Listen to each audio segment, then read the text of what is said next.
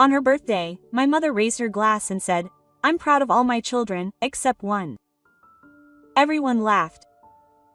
I smiled, pulled out a small white envelope, and dropped it into her champagne glass. She shrieked when she saw what was inside, period, and the evening was doomed. From the start, period. I entered the house around 6:30 p.m., snow still clinging to my coat, holding her gift as if it were made of porcelain. A neatly wrapped scarf from Italy. The whole house smelled of vanilla meat, period, somewhere in the background. Christmas music was playing, cheerful, hollow, and completely out of place. Period coats hung on the shelf by the door, furs, cashmere, designer labels that whispered expensive. Mine looked like a Frisian find by comparison, period. The guests were already gathered in the living room. My mother, Carol, was sitting in the center of the couch in a bright red dress. Her earrings sparkled as if she had been crowned queen of the evening. My father, George, sat next to her, silent and polite. His default attitude at events like this. My older sister, Emma, was admiring her perfect manicure and laughing with Aunt Leslie. My younger brother, Lucas, was deep in a loud debate about luxury cars with some cousins when I walked in. Emma gave me a quick, cold, uninterested glance. "Oh, you came," she said. Like I was a pizza delivery that no one remembered ordering. I forced a smile. "Of course," I replied. I wouldn't have missed it. Mom didn't even bother to get up. She just waved. "But the present is over there and find a place to sit. Dinner's almost ready, period." I hung up my coat and placed the small gift package with the others, most of which were massive, shiny, branded shopping bags that looked like they belonged in a shop window. It all looked festive, but I felt empty. It wasn't the kind of empty that catches you off guard. The kind you get used to. As the waiters handed out champagne, I settled myself at the end of the long table. No one offered me a seat closer.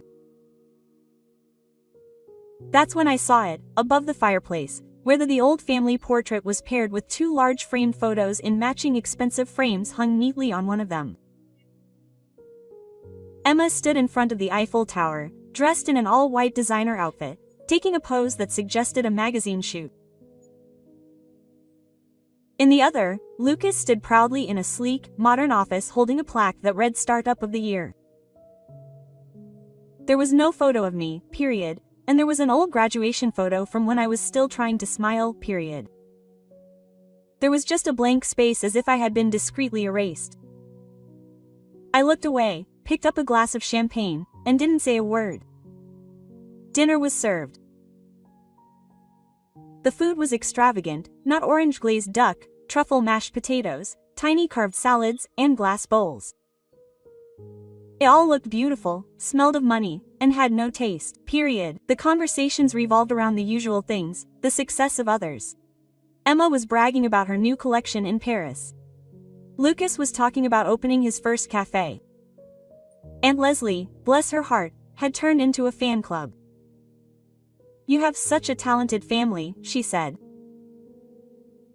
"Carol, Mom, no one asked me anything." Even Dad, who normally tries to play it cool, nodded at me as I sat down and then forgot about my existence. Period. At one point, I mentioned in a low voice that I had just moved into a new apartment.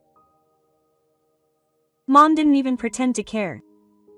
"Emma, did you tell them about Paris?" she said, interrupting me and passing her another glass of champagne. I looked at my plate and focused on my fork. In this house, I've always been background noise.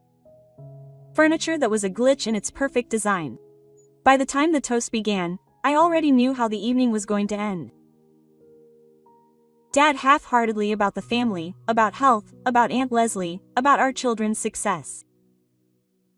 Lucas half-jokingly about the burden of being a genius. Laughter, and then Mom stood up and the room fell silent. The verses clashed. She had just the scarf of her own on her shoulder and looked around with pride. Quote, "I'm proud of my children," she said out loud. Proud of Emma, our shining star, proud of Lucas.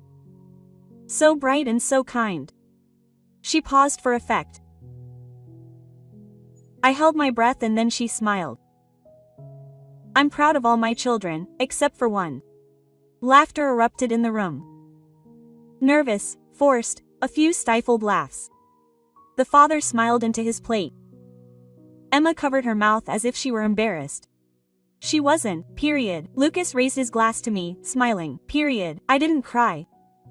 I didn't tense up, I didn't back away.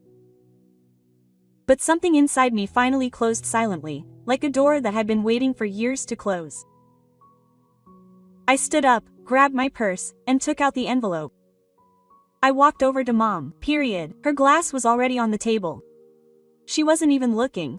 I lifted it delicately and slid the envelope into the bottom of the glass. A neat little rectangle visible through the glass. Inside, there was a little note and a link to a shared drive. What's that? Comma. Did she frown? I didn't answer. I smiled a little and headed for the door. Nora, Aunt Leslie called me. Where are you going? I didn't answer, period. I just grabbed my coat and left. Outside, the sky was already dark.